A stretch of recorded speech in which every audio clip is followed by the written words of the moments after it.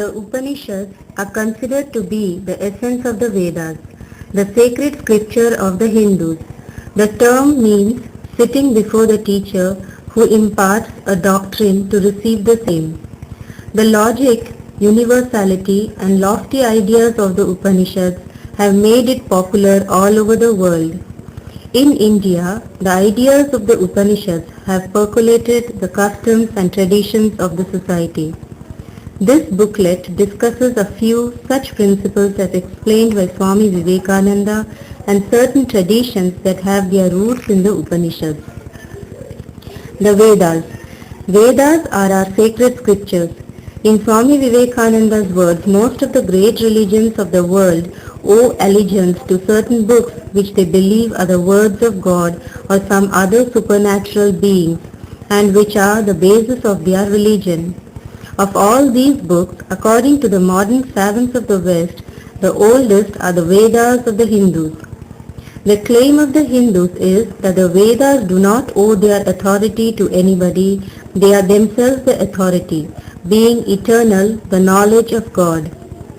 They were never written, never created, they have existed throughout time, just as creation is infinite and eternal, without beginning and without end, so is the knowledge of God, without beginning and without end. And this knowledge is what is meant by the Vedas. The term Vid means to know. The classification of the Vedas. The Vedas are divided principally into two parts, the Karma Kanda and the Jnana Kanda. The work portion and the knowledge portion, the ceremonial and the spiritual. The Karma Kanda are the Samhitas and the Brahmanas. The Brahmanas dealt with sacrifices. The Samhitas were songs, usually praising deities, composed in various meters like Anushtup, Trishtup, Jagati, etc. The work portion consists of various sacrifices. Most of them, of late, have been given up as not practicable under present circumstances. But others remain to the present day in some shape or other, as the duties of man, the duties of the student, of the householder, of the recluse, and the various duties of the different stations of life. But the spiritual portion of our religion is in the second part, the Jnanakanda or the Vedanta, the end of the Vedas, the gist, the goal of the Vedas. The essence of the knowledge of the Vedas was called by the name of Vedanta, which comprises the Upanishads, and all the sects of India must acknowledge the Upanishads. Upanishad, the foundation of Indian culture. Swami Vivekananda said, all the philosophers of India who are orthodox have to acknowledge the authority of the Vedanta, and all our present-day religions, however crude some of them may appear to be, however inexplicable some of their purposes may seem, one who understands them and studies them can trace them back to the ideas of the Upanishads. So deeply have these Upanishads sunk into our race that those who study the symbology of the crudest religion of the Hindus will be astonished to find sometimes figurative expressions of the Upanishads. The Upanishads become symbolized after a time into figures and so forth. Great spiritual and philosophical ideas in the Upanishads are today with us, converted into household worship in the form of symbols. The Rishi. Swami Vivekananda defined the Rishi thus. Vedanta was discovered by personages called Rishis, and the Rishi is defined as a mantra drashta, a seer of thought, not that the thought was his own. Whenever you hear that a certain passage of the Vedas came from a certain Rishi, never think that he wrote it or created it out of his mind. He was the seer of the thought which already existed. It existed in the universe eternally. This sage was the discoverer. The rishis were spiritual discoverers. Another peculiarity is that the Shrutis or the Vedas have many sages as the recorders of the truths in them, mostly men, even some women. Very little is known of their personalities, the dates of their birth and so forth. But their best thoughts, their best discoveries, I should say, are preserved there, embodied in the sacred literature of our country, the Vedas.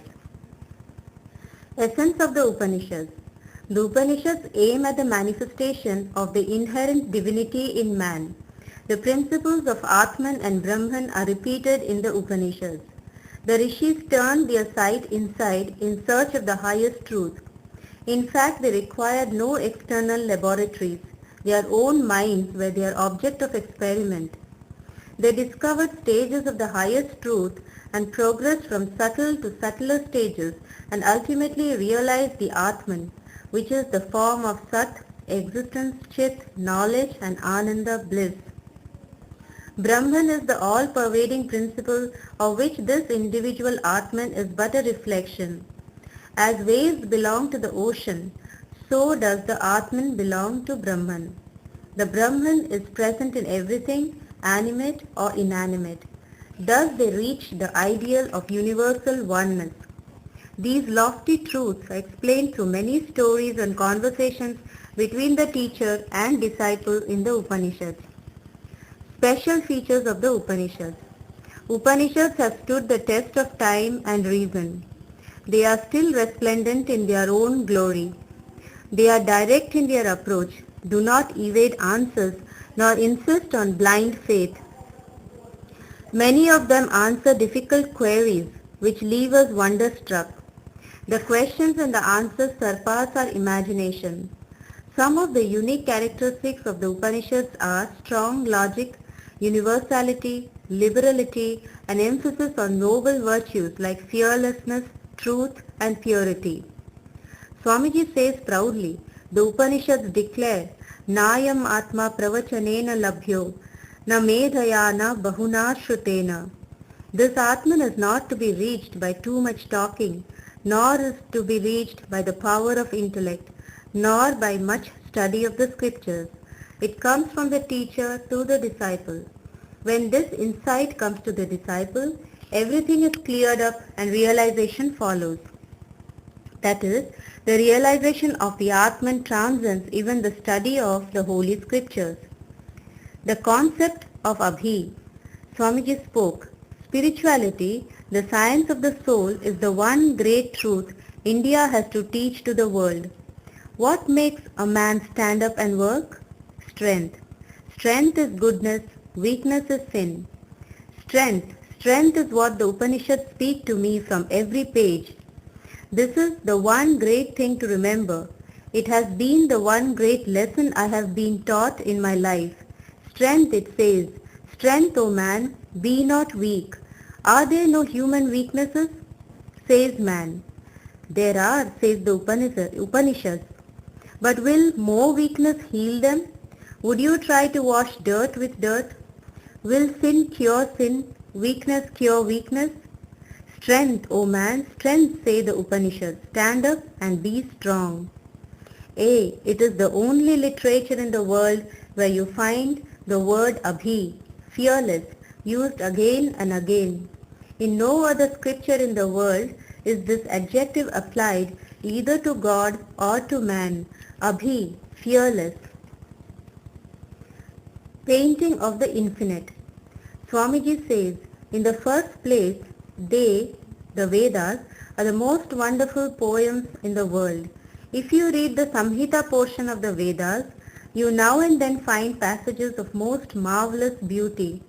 For instance, in the hymn of creation, the Nasadiya Sukta, one reads and feels the wonderful sublimity of the poetry.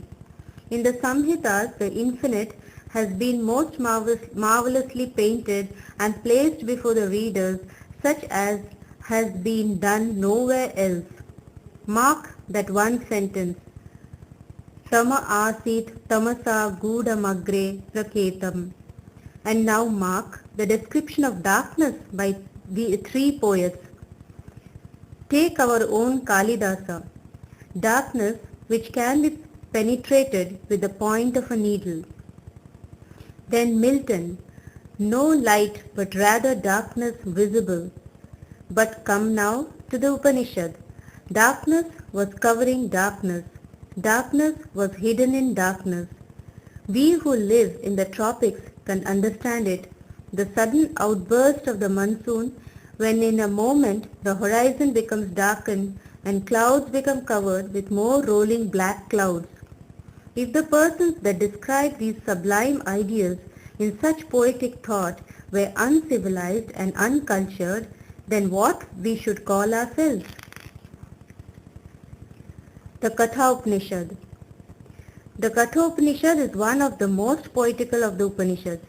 Swamiji once commented to his disciples, "What poetry in the world can be more sublime than this?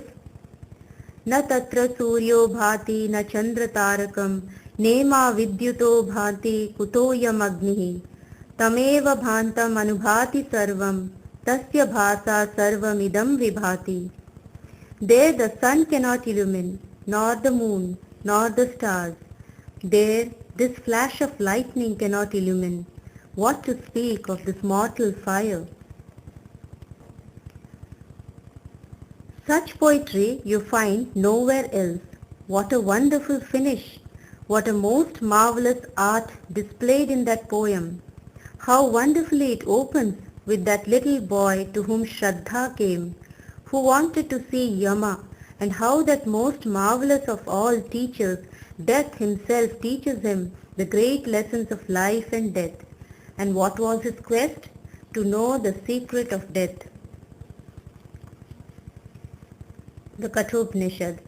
The Kathopanishad gives an example of a chariot and its charioteer to describe the Atman, or the self, and its relation with the body and mind. A regulated chariot leads its owner to its destination and makes the journey enjoyable. On the other hand, an uncontrolled chariot brings untold misery to the rider. The Atman is the owner of the chariot comprising of mind, intellect, organs and the body. In its own unique way, the Upanishad has described this journey of the self to the self, that is self-realization. Atmanam rathinam vidhi shariram rathamevatu buddhim tu sarathim vidhi manah pragrahamevacha indriyani hayanyahur vishayasteshu gocharan atmendriyai manoyuktam bhoktetyahur manishinaha. Know the individual self to be the master of the chariot. Body is the chariot, buddhi or higher intellect is the charioteer.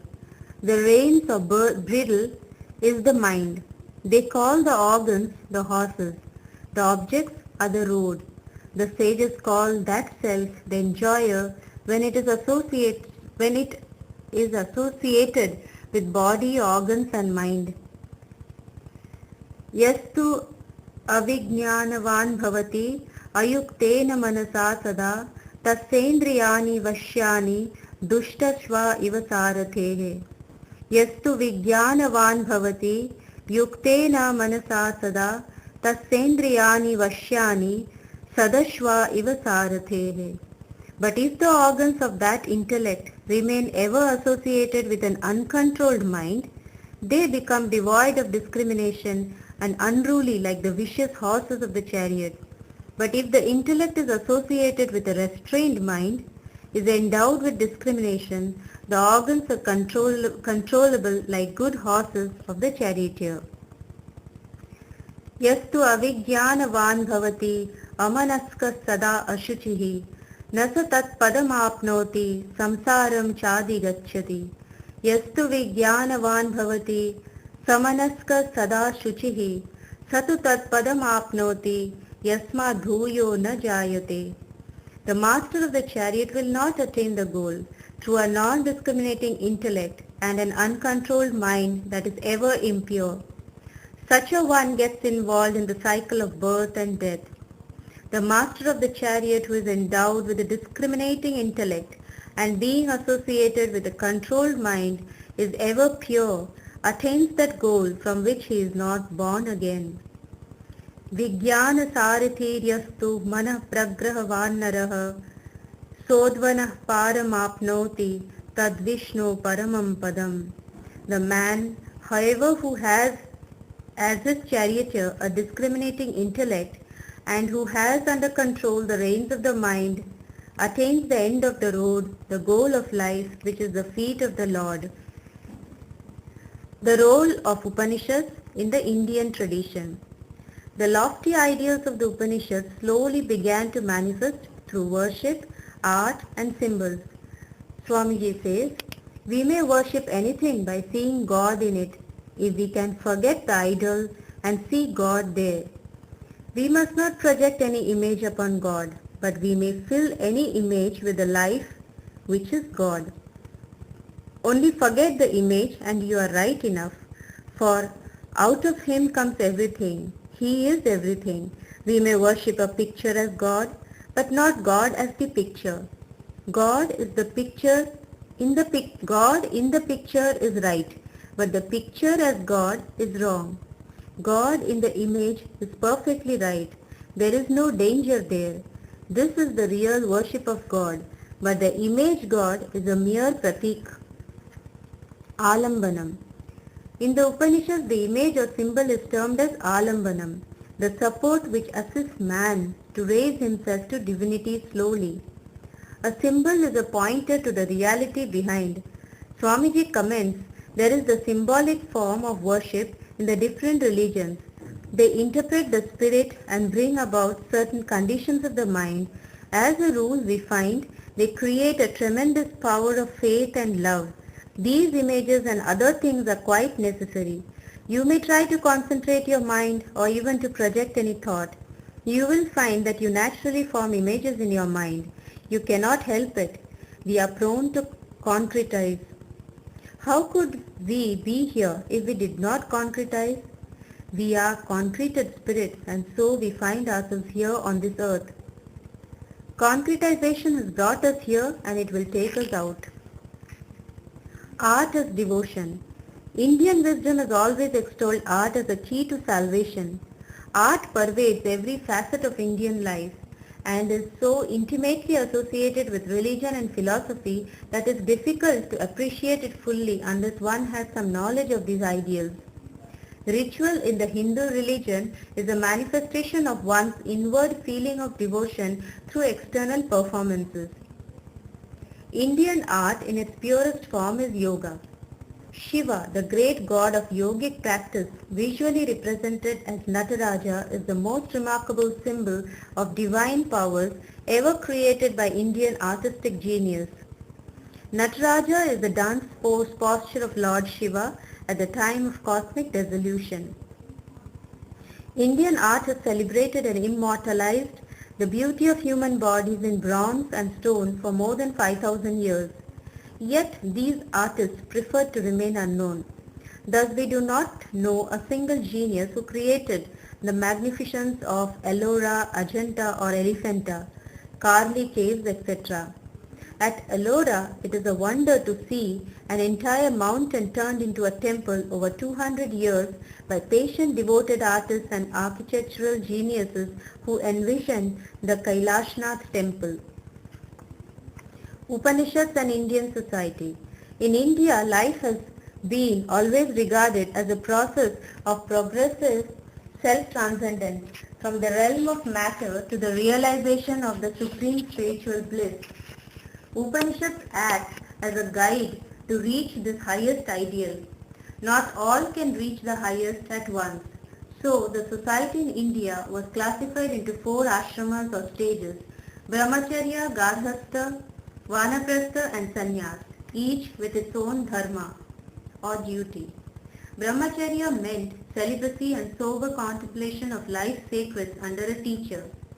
Garhastha was the householder stage in which one married and pursued kama or desire and artha or wealth. Vanaprastha was gradual detachment from the material world when one spent more time in contemplation of the truth and making holy pilgrimages. Finally, in sannyas, the individual retired into seclusion to find God through yogic meditation and peacefully shed the body for final emancipation. Thus, the Indian society was placed on very strong foundations where sacrifice and selflessness were the means to attain the supreme goal. Duties of the ashramas. Swami Vivekananda said, the glory of Hinduism lies in the fact that while it has defined ideals, it has never dared to say that any one of these alone was the one true way.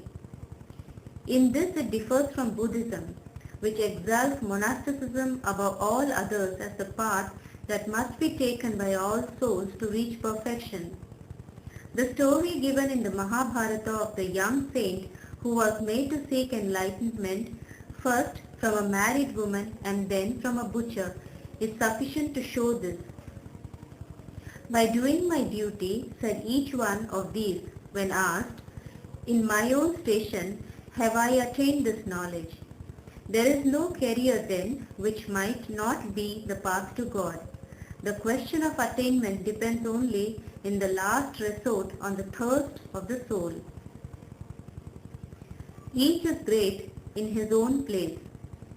Whether one is a householder or a monk, by doing his duty in a detached way, one realizes the highest truth. If you want to be a householder, hold your life of sacrifice for the welfare of others. And if you choose the life of renunciation, do not even look at beauty and money and power. Each is great in his own place, but the duty of the one is not the duty of the other. The yajna. The word yajna or sacrifice is derived from the root yaj. Though in the modern times yajna is identified with Homa, it has three grammatical meanings: to worship the divinity, to come into contact with saintly people, and to give or to share. The Hindu philosophy laid emphasis on sacrifice or detachment. The Bhagavad Gita, praised as the fifth Veda, has described the necessity of yajna in detail and calls the selfish, non-sacrificing person as a sinner. Devan bhavayatanena te deva bhavayantu vaha parasparam bhavayanta shreyan paramavapyatah. The demigods, being pleased by sacrifices, will also please you. Thus nourishing one another, there will reign general prosperity for all. Yajna shishta shino shanto muchyante sarva kilbishaihi bhunjate te tvagam papa ye pachyantatma karanat. The devotees of the Lord are released from all kinds of sins because they eat food which is offered first for sacrifice. Others who prepare food for personal sense enjoyment verily eat only sin. Verily eat only sin. Annad bhavanti bhutani parjanyad anna sambhavah yajnad bhavanti parjanyo yajna karma samudbhavah. All living bodies subsist on food grains which are produced from rains. Rains are produced by performance of yajna, and yajna is born of prescribed duties. The five great yajnas. Our scriptures describe five great sacrifices called the Pancha Mahayajnas, mandatory to all, especially the householders. These are Deva Yajna, Rishi Yajna, Pitri Yajna, Nri Yajna and Bhuta Yajna. Duties towards gods, rishis, forefathers, men and animals. Through worship, prayers and sacred rituals, Deva Yajna is performed. By the study of sacred scriptures, we show our respect for the venerable guides of truth. They not only belong to India, but all great teachers of truth all over the world are revered under this yajna, the Rishi Yajna. Rites that satisfy the forefathers and respecting them comes under Pitri Yajna. Providing food to the hungry and other such unselfish charitable works fall under Nri Yajna. Finally, the service towards animals, birds, etc. are included in the Bhuta Yajna. It is noteworthy that through these yajnas everybody, from the highest to the lowest, is given respect. The basic idea is that each and every one are linked together and one cannot live without another. Harmony and unselfishness is a must for peaceful coexistence. Yoga. Yoga is the path of complete fulfillment of moral and ethical life. Yoga is derived from the root word yuj, meaning union. It attempts to unite the individual soul with the Supreme Self. Generally, it's classified into four: Jnana Yoga, Karma Yoga, Bhakti Yoga, and Raja Yoga. Essence of religion.